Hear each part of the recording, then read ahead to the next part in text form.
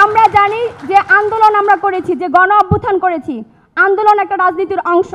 সেই রাজনীতিটা ক্যাম্পাসের বাইরে থাকবে, সকলের ব্যক্তিগত মতাদর্শ থাকতে পারে, সে শিক্ষক হোক, সে ছাত্র হোক, সেই শিক্ষক সেই মতাদর্শ থাকবে শুধুমাত্র চায়ের চুমুকে। যখন একটা ছাত্র একজন শিক্ষক ক্লাসে পাঠদান দিতে আসবে, সে শুধুই থাকবে শিক্ষক, সে শুধুই ছাত্র। কোনো ট্যাগধারী ছাত্র এবং শিক্ষককে আমরা ক্যাম্পাসে দেখতে চাই না। বর্তমান যে ফ্যাসিবাদের দোসররা বিভিন্ন সেক্টরে আছে, তাদেরকে অতি দ্রুত তাদের সেই প্রতিহত করতে হবে। দ্রব্যমূল্যের নিয়ন্ত্রণ, আমরা জানি সে কাঁচামরিচের দাম থেকে শুরু করে একদম কাঁচা বাজার থেকে শুরু করে মাছের বাজারে ঢোকা যাচ্ছে না, সে দ্রব্যমূল্যের নিয়ন্ত্রণ করতে হবে। সেই ক্ষেত্রে উৎপাদন বাড়ানো, বিপণন ব্যবস্থার দিকে একটু নজর দিতে হবে। কৃষকদের ভর্তুকি, কীটনাশক ডিজেলের দামগুলো কমানো, কৃষকদের যে বিভিন্ন ইনস্ট্রুমেন্ট আছে, এগ্রিকালচার ইনস্ট্রুমেন্ট, সেদিকে একটু নজর দিতে হবে। রাষ্ট্র সংস্কারের দায়িত্ব যে আমাদের অন্তর্বর্তী সরকার নিয়েছে, সেই ক্ষেত্রে যে ভোটাধিকার আমরা হারিয়েছি, সেটার জন্য নিশ্চিত করা হয়। নির্বাচন কমিশনকে পুনর্গঠন করতে হবে। যে আমাদের দেশ থেকে হাজার হাজার কোটি টাকা লুটপাট করে দেশে বাইরে পাচার করে দেওয়া হচ্ছে, কিন্তু আমরা এটা দেখি না যে আমাদের প্রতি বছর ভার্সিটি থেকে মেধাবীরা দেশ থেকে ছেড়ে বিদেশে পাড়ি জমাচ্ছে, বিদেশে ওদের লাইফস্টাইলটা ক্রিয়েট করতেছে। আমার কাছে মনে হয় হাজার হাজার কোটি টাকা পাচার থেকে মেধা পাচার আরও বেশি ভয়ঙ্কর।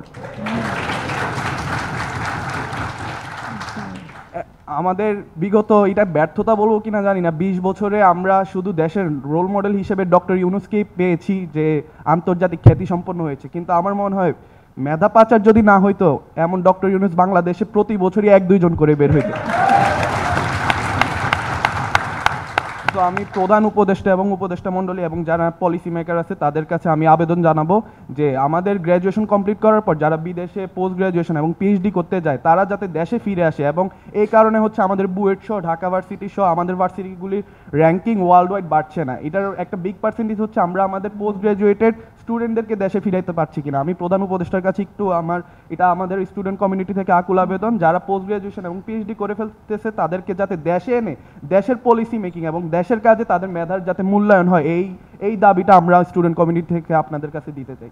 তো মব জাস্টিসটাকে নিয়ন্ত্রণ করা আসলে এই মুহূর্তে আমি মনে করি প্রধান কাজের মধ্যে একটি, কারণ মব জাস্টিস নিয়ন্ত্রণ না করা গেলে এটি যদি সমাজের বিভিন্ন জায়গায় ছড়িয়ে যায় এবং এই কোনো কুচক্রী মহল কিন্তু আমাদের এই দুরবস্থার সুযোগ নিয়ে তারা অবশ্যই আমাদের ভেতরে প্রবেশ করে আমাদের এই ঐক্য নষ্ট করার চেষ্টা করবে।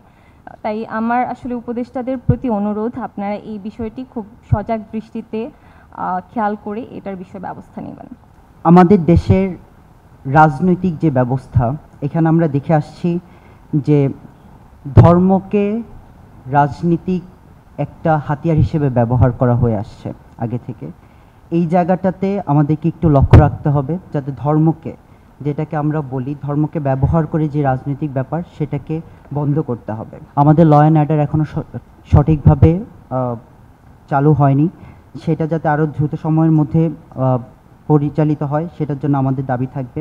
আমাদের সরকারের কাছে একটা দাবি থাকবে যাতে আমাদের শিক্ষা ব্যবস্থাটাতে জিডিপির আরও অনেকটা অংশ যাতে বরাদ্দ দেওয়া হয়, আমাদের একদম গ্রামীণ অঞ্চল পর্যন্ত যাতে আমাদের শিক্ষা ব্যবস্থাটাকে আরও উন্নত করতে পারি। আমাদের মনে রাখতে হবে যে রক্ত ঝরেছে সেটা ঋণ শোধ করার দায় এখন আমাদের কাঁধে। আমরা একটি মহান ঐতিহাসিক দায়িত্ব পেয়েছি, আমাদের এই দায়িত্ব পালনে ঐক্যবদ্ধ থাকতে হবে। আমরা যদি এই মহান দায়িত্ব পালন করতে পারি, তাহলে পরবর্তীতে প্রজন্ম থেকে প্রজন্ম আমাদের মনে রাখবে, আমাদের স্মরণে রাখবে। যুক্তরাষ্ট্র এবং ইউরোপে যারা তাদের রাষ্ট্র ব্যবস্থা গঠন করতে, তাদের রাজনৈতিক বন্দোবস্ত গঠন করতে ভূমিকা রেখেছেন, নেতৃত্ব দিয়েছেন তাদের ফাউন্ডিং ফাদার্স, আমরা যেটা দেখি সেরকম একটি মহান ঐতিহাসিক দায়িত্ব পালনের কর্তব্য এখন আমাদের কাঁধে। আমাদের দায়িত্বের গুরুত্ব এবং ভারত্ব বুঝতে হবে। আমরা আশা করব অন্তর্বর্তীকালীন সরকারের কাছে তারা বাংলাদেশের তরুণ সমাজ এবং ছাত্রদেরকে এই মহান ঐতিহাসিক দায়িত্ব পালনে উপযুক্ত করে গড়ে তুলতে সকল প্রকার সহায়তা করবেন। আমাদের এই ঐতিহাসিক সংগ্রাম চলমান থাকবে, মাতৃভূমি অথবা মৃত্যু।